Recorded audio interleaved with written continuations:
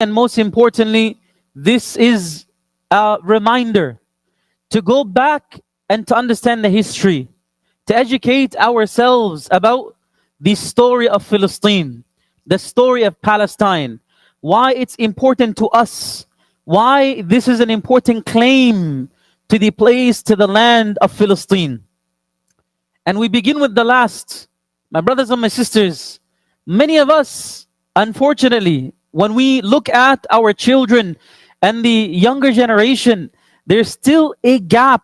A lot of our youngsters, a lot of our children, and a lot of our youth do not fully understand why Palestine is important. And it's important to begin there with the history and the education. The Prophet ﷺ prayed towards Jerusalem for many years of his life when he was in Mecca. That was the first qibla of Islam. Even before the salah was made an obligation during the Isra and the Mi'raj. Before the 5 prayers became obligated, the Prophet ﷺ used to face the Kaaba. And he used to face the Kaaba in a way where he would face Masjid al-Aqsa. And he would be praying that way. He would do his nawafil that way. He would do his dua in that way. And when Allah subhanahu wa ta'ala made the salah an obligation, the journey itself began from Jerusalem. The Prophet ﷺ left from Mecca to Jerusalem. And from Jerusalem he ascended to receive many of the commands from Allah subhanahu wa ta'ala, and to be able to see the things that are beyond this world in Jannah and otherwise. And this began in Jerusalem. This began in Masjid al-Aqsa. And for 16 months, the entire Muslim community prayed every one of the salawat, the 5 daily prayers for 16 months. They prayed in the direction of Jerusalem, Masjid al-Aqsa. And it wasn't until that the community of Muslims became a distinct community from the other communities, became a distinct community and a group that now was different from the Jewish community, that was different from the Christian community. The message was the same. It was a message of oneness, calling the Christian community and the Jewish community to the message of Islam. But when that message was resisted, there now became a turning point where the Qibla was changed from Jerusalem and went back to Mecca. The first place on earth where Allah subhanahu wa ta'ala's message and the worship of Allah subhanahu wa ta'ala took place. And in that there was a reminder that yes, the chosen people were the people, the Israelites. The chosen people were the people that Allah subhanahu wa ta'ala gave this message of justice.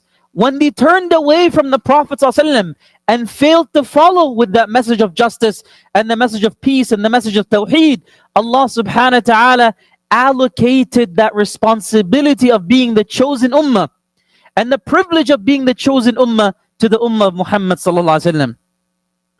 And Allah revealed the ayah, كنتم خير أمة أخرجت للناس تأمرون بالمعروف وتنهون عن المنكر. You have now been selected as the ummah that has been for the people, للناس. The ummah that has been chosen by Allah for the people, to serve and to stand for justice and to honor the plight of everybody who's struggling, and to give everybody a chance to access this message of Tawheed and the message of Islam. So what's at stake here is at the heart of what it means to be Muslim. What's at stake here is not just the sanctity of the Masjid al-Aqsa, which is, yes, very important and dear to every one of us. What's at stake here is not just the blood of those who are defending Masjid al-Aqsa. What's at stake here is not just the Holy Land and the promise. What's at stake here is not just the place where Isra and Mi'raj took place.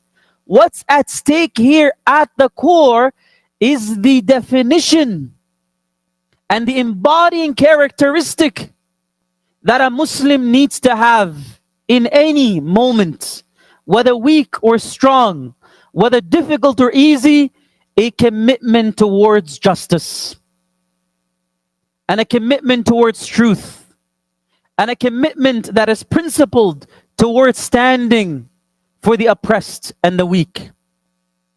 My brothers and my sisters, that takes us to the first point. The first point is a point of dua. Do not stop making dua for the people of Al-Aqsa and the people of Palestine in every one of your prayers, in every one of your sujood. Keep the cause in your heart. Pray as much as you can in qiyam, in tahajjud. But remember, the Prophet Muhammad sallallahu alaihi wasallam did not just teach his companions to pray without taking any action, because Allah subhanahu wa ta'ala teaches us, Inna Allah la yughayyiru ma biqawmin hatta yughayyiru ma bi anfusihim. We're not a group that has this notion that yes, we're gonna sit there and pray all day and cry all night, and inshallah Allah will do something to change your condition. Because Allah has already answered, Allah will not change your condition until you change your own condition. And that takes us to another important point, the opportunities to reflect on why we're here, how did we get here, and how do we get out of here, and what can we do in a principled way to support constructively. My brothers and my sisters, you look around you in the Muslim community, and it's sad to see this, but as people who are serving day in and day out, you see the condition of our ummah. You see the condition of our ummah. Allah subhanahu wa ta'ala makes it clear in the Quran, not just once, twice, 3 times, 4 times, 5 times. He gives us the promise, Inna jundana lahumul ghalibun. كتب الله لأغلبن أنا ورسلي وعد الله الذين آمنوا وعملوا الصالحات منكم لا يستخلفنهم الله كما استخلف الذين من قبلكم. Allah makes it very clear that the people of Iman will emerge as believers. The people of Iman will be given tamkeen. The people of Iman will be given the responsibility of power. The people of Iman will be trusted with the amana. The people of Iman will be given victory. Allah subhanahu wa ta'ala promised the prophets and their followers, you will be given victory. And so when we look around us and we see that that victory, that honor, that power is gone, it is not there in the hands of the Muslims, it should lead each and every one of us to ask, how did that happen? Allah promises and Allah keeps His promise. Inna Allah la yukhliful mi'ad. Allah does not break His promise. So when you see the Muslims in a position of weakness, you're reminded of the hadith of An-Nabi sallallahu alayhi wasallam, where he says, you will find a group amongst my ummah to be committed to this deen. They're apparently committed to truth, regardless of what happens to them, regardless of how many people disappoint and betray them, regardless of how many people let them down. They will stay committed. They said, Ya Rasulullah, where are these people? He said, they are the people that live in Jerusalem, in Bayt al-Maqdis, and the areas around Bayt al-Maqdis. In the other hadith, the Prophet ﷺ says, there will come a time where it will feel like the ummah is being attacked the way a wild animal attacks a weak prey. From every corner, surrounded, cornered, othered, weakened, vulnerable. Ya Rasulullah, they asked, is it because of weakness? Is it because of low numbers? Is it we're outnumbered? He says, no. It will not be because you're outnumbered. As a matter of fact, you will have many in number. But the problem will be your iman will be so weak. It's as if you're like the foam on the water. It looks so grand, but it's hush, it's mush. There's no content, there's no substance. There's no content, there's no substance. With just the blow of the wind, it can be scattered away, it can evaporate. Said, Ya Rasulullah, why? How do we get to that point? Very simple. What was his answer? He says, you get to that point when you begin to love the dunya and you begin to fear death. You begin to love the dunya and you begin to fear death. What does it mean to love the dunya? Look around you. What are we watching? What are we listening to? What are we consuming? What do we talk about? Most of our conversations, most of our friendships, most of our circles, the backbiting, the lying, the unprincipled commitment. How many people come to pray Fajr in the masjid? How many people come to pray janazas to honor those who passed away? How many people come when somebody's sick? We visit our sick brother and sister in the hospital. How many of us actually value this iman? And how much hidden envy and lust and desires and jealousies and evils of the heart have we begun to internalize? Let's be honest. This is a moment of self-reflection. This is when we look ourselves in the mirror and we say, Allah has made a promise to the believers. We're struggling. That means there's something wrong with our belief. Yes, Allah can test people of Iman with tribulations. Yes, Allah can test those whom He loves the most. Yes, Allah subhanahu wa ta'ala can test even good people. That's great. And there are lots of good people amongst us and they're being tested also. But when you look at the overwhelming condition of the ummah, the division, the lack of respect and trust, it doesn't define all of us, but it's there. The selfishness, the desire for more, the hunger for more. I just want to take care of me, myself, and my family. I have things to worry about. I don't have time to do this and time to do that. I'm busy getting my own education. I'm busy building my company. I'm busy hustling for this. And so this is an opportunity to ask respectfully and constructively, where is the condition of our ummah? Where is it? How are we doing in terms of where Allah subhanahu wa ta'ala expects us to be? Where's the condition of our scholarship? What are we talking about? Where's our fatwas? We're still debating whether to place the hand here or here. We're still debating whether to place the hand here or here, how high Allahu Akbar goes. Conversations that have been part of our tradition long, long ago. We're still having divisions between Salafis and Sufis. We're still having divisions between Ash'aris and Maturidis. We're still having divisions in terms of how we define Ahl Sunnah wal Jama'a. We're still having those conversations. Fights over boards, over masajid, over who gets what, over who controls what, behind the scenes, in front of the scenes. We're still having fights and subhanAllah, competition over power and greed. Look at the condition of families. How many honest marriages do we see? How many broken families do we see? How many lost children in the process do we see? How many angry youth do we see that are failing to see good leadership, good model, principled commitment? SubhanAllah, the problems can be said over and over and over and over again, and you look around you and you see them. And in saying this, it's not meant to make us feel bad or to make us feel pain. That is not going to change anything. Yes, we carry that pain, all of us. And yes, we feel bad, each and every one of us. But the point is to be reflective and to constructively ask ourselves, what are we doing to contribute to this individually, collectively as a community, and what do we need to do that is better? So we need to find the guidance of Allah subhanahu wa ta'ala, what Allah expects of us. And we need to meet Allah subhanahu wa ta'ala where He expects of us. And remember when Salah ad-Din used to have those conversations with his community, they would ask him, how do we know that the promise or the victory will come? When is it going to come? He said, very simple. When you see the masjids full in Fajr, as they would be in a time of fun and a time of entertainment, that is when you know that the victory is near. That is when Allah subhanahu wa ta'ala will give honor to this ummah. And what is He saying here?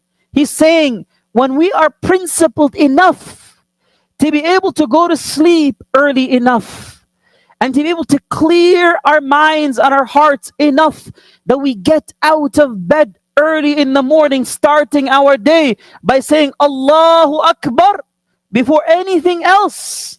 When that discipline is there and the tenacity is there, that is when Allah will give honor and dignity to this ummah. And what did the Prophet Muhammad ﷺ say again? You get to this point of weakness when you begin to love this dunya. You love the world and the matters of the world, and you fear death. What does it mean to fear death? And what does the opposite mean? The Prophet is not telling us here to be warmongers, hungry for violence. I want death. No, that's not what He's teaching us. He's teaching us that you live a life full of justice, full of honor, full of good, full of honesty, that at any point, at any moment, at any point, you're ready to meet Allah. At any moment, you're not scared. You're excited. You're excited because for you, death is your graduation. For you, the day that you leave this world is the day that you meet your Lord. is the day that you enter Jannah. Your yaqeen, your faith, your conviction in Allah is so heavy that you're not fearing death. No one can intimidate you using death. It doesn't mean that we love death, because the Prophet ﷺ says, do not wish to meet your enemy in the battlefield. Pray for safety and for peace. But if you must, no one can intimidate you using death. No one can hold that leverage against you. Yes, we love Allah and we love to work in this world. Not because we're attached to the dunya, but we're attached to the one who gave us the gift of life. But when it comes to death, we love Allah more than we're fearing death. So we're excited to meet Allah subhanahu wa ta'ala. So here the Prophet ﷺ taught us, what's the attitude? You want the victory? You want the success? Very simple. Divorce dunya, but have it in your hand, not in your heart. And don't be scared. Live as every day could be your last day.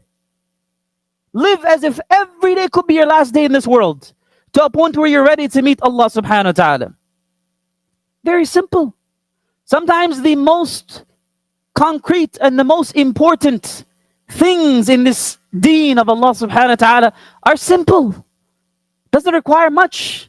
And as you begin to do those two things, as you begin to live every day as if it's your last, and as if you begin to dissociate yourself from dunya in a way where you're living for Allah, truly enjoying everything in the name of Allah, naturally you will build every quality and characteristic required to be a true mu'min. You'll become more patient. You'll become more sincere. You'll become more giving, more generous, more gentle, more compassionate, more driven, more tenacious, more resilient. All of these good qualities that you need to be a leader and to be an ambassador of goodness will be given if you do those two things. You live every day ready to meet Allah, and you live every day not driven by lust and desire of this dunya, the illusion of the dunya, but driven by the desire to do something good, beautiful for the sake of Allah subhanahu wa ta'ala. And my brothers and my sisters, when we look at the situation in Al-Quds, specifically, the question is, what can we do concretely there? Number one, educate yourself about the history, the merits of Masjid Al-Aqsa. Amplify the voices of those that are bringing attention to the atrocities. Amplify the voices of those that are calling for justice. Remain committed and principled. Do not give those who are looking to dehumanize us any fuel. Don't lose your anger. Don't lose your control. Don't say things that are wrong. Don't let the injustice of others drive us to being unjust. You're not going to get anywhere by being angry, by being expressive, and by being reactive. You need to remain in control. Allah subhanahu wa ta'ala revealed the ayat in the Quran. أَلَمْ تَرَ إِلَى الَّذِينَ قِيلَ لَهُمْ كُفُّوا أَيْدِيَكُمْ وَأَقِيمُوا الصَّلَاةَ وَآتُوا الزَّكَاةَ. Allah subhanahu wa ta'ala, for the Meccan community, what did He say? Restrain yourselves. Don't fight back.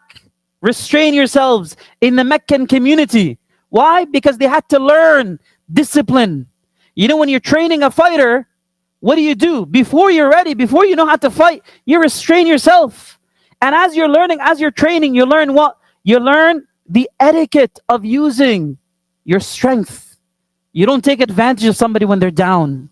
So you learn the etiquette of engaging. The Prophet ﷺ taught the people in Mecca for years the etiquette of engaging, the etiquette of fixing this, your attitude, your mind space, your heart space, before you have any conversation on power and wielding power. Allah will not give you power in His name if you're not ready to hold it. If you don't have the patience for it, if you don't have the strength for it, if you don't have the depth of compassion required to wield it, Allah will not give it to you. And Allah subhanahu wa ta'ala kept the people of Mecca for so long in the oppressive moment, in those oppressive weaknesses, in those episodes of weakness. They saw Khabbab get martyred. They saw Sumayya get martyred. They saw Bilal get whipped. Because when you're on the receiving end of violence and injustice, it should teach you how not to be unjust and how not to be violent. And the minute Allah gives you that power, which is guaranteed, the cycle, those students of history know that every oppressed nation, will become a nation of power one day. It's just the nature of history, the cycle of history. There's no doubt. You read the ayat of the Quran, the hadith. Yes, Palestine will be free. And the people that are believers will be given honor and dignity one day. We know that. But the question that Allah subhanahu wa ta'ala raises to Banu Israel and to the Israelites when they were in a position of weakness, Allah says, He may give you victory. Allah will give you victory. فَيَنْظُرَ كَيْفَ تَعْمَلُونَ. To see what you do with that. To see what you do with that honor. To see what you do with that responsibility. Because sometimes people who come out of oppression, when Allah gives them victory, what happens to them? They repeat the same cycle. They become oppressors themselves. They're so quick to breathe freedom that they cannot afford to lose it. In the process of trying to be free, they limit the freedom of everybody else. They limit the life of everybody else. That's the crime that we're seeing around us nowadays. That they become perpetrators of the same crime that they ran away from. So my brothers, my sisters, don't lose hope. Restrain yourselves. Educate yourselves. Use this. We have the capacity to speak. We have the capacity to articulate ourselves. We have the capacity to voice our concerns respectfully, constructively, in a way that does not cross boundaries. In a way that does not cross boundaries. Allah subhanahu wa ta'ala says, وَلَا يَجْرِمَنَّكُمْ شَنَآنُ قَوْمٍ عَلَىٰ أَلَّا تَعْدِلُوا اعْدِلُوا أَقْرَبُ لِلتَّقْوَى. Do not let the injustice of others lead you towards being unjust yourself. Be just. That is closer to taqwa. And how do you be just? In the moments of difficulty, in the moments of trauma, and also in the moments of power. To be just in a moment of trauma, and to be just in a moment of power. To be bleeding, and to be broken, and to be weeping, and to be so hurt and broken on the inside. And at the same time you say, Allahu Akbar. Allah is greater than my pain. I will collect myself, put myself together, and remain committed to what He's taught me, what He's told me to manifest. That is true Iman. To be weeping, to be broken, to be hurt, to be in pain, or to be in a position of power where you can do whatever you want and nobody can hold you accountable and nobody can bring you to justice. You still hold yourself accountable and you remain collected because you say, above all greatness is the source of greatness, Allahu Akbar. And it is that belief, it is that tawheed that keeps us firm in moments of power and in moments of absolute weakness. And Allah will test us with both. Allah will test us with both, as He promised in the Quran. May Allah subhanahu wa ta'ala make us people of justice in moments of difficulty and in moments of ease. أقول قولي هذا واستغفر الله لي ولكم ولسائر المسلمين فاستغفروا إنه غفور رحيم.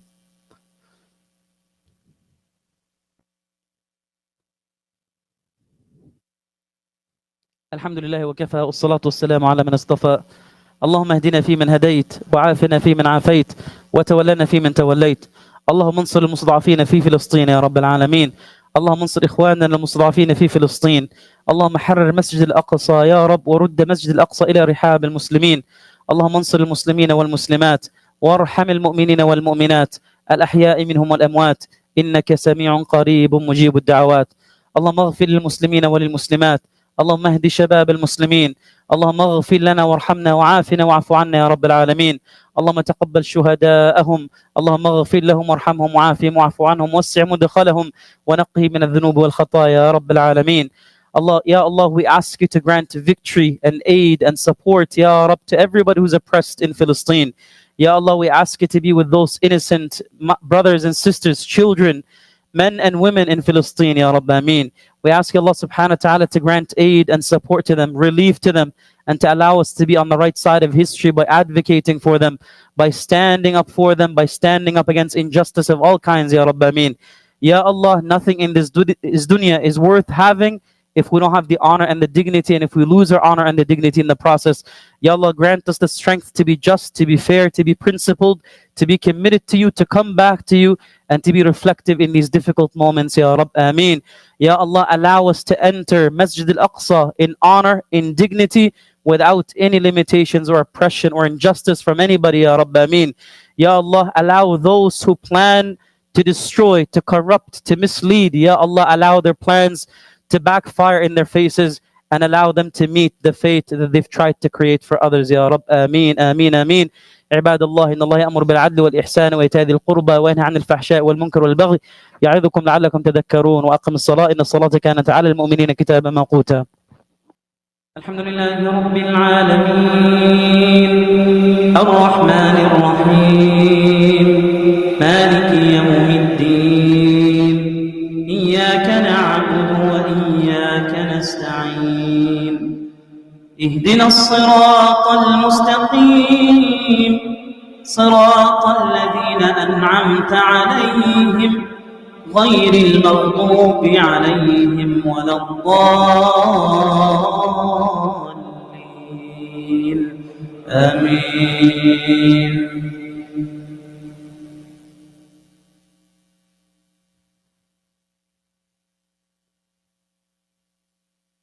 واذكروا إذ أنتم قليل مستضعفون في الأرض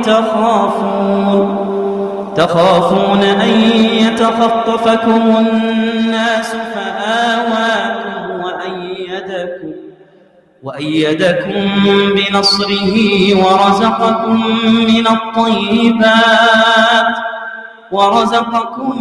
من الطيبات لعلكم تشكرون. يا أيها الذين آمنوا لا تخونوا الله والرسول وتخونوا أماناتكم وأنتم تعلمون. واعلموا أنما أموالكم وأولادكم فتنة وأن الله عنده أجر عظيم. الله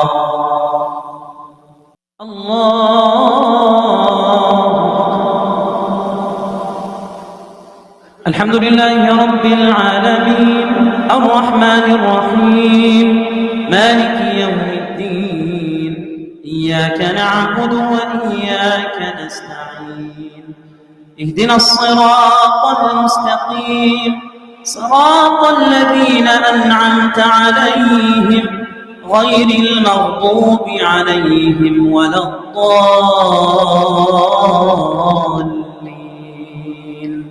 آمين.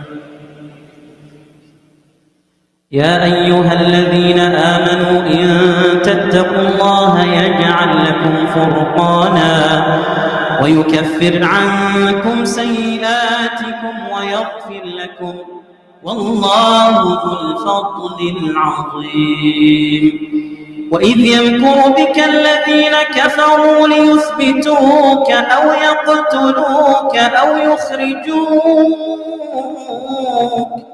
ويمكرون ويمكر الله والله خير الماكرين. الله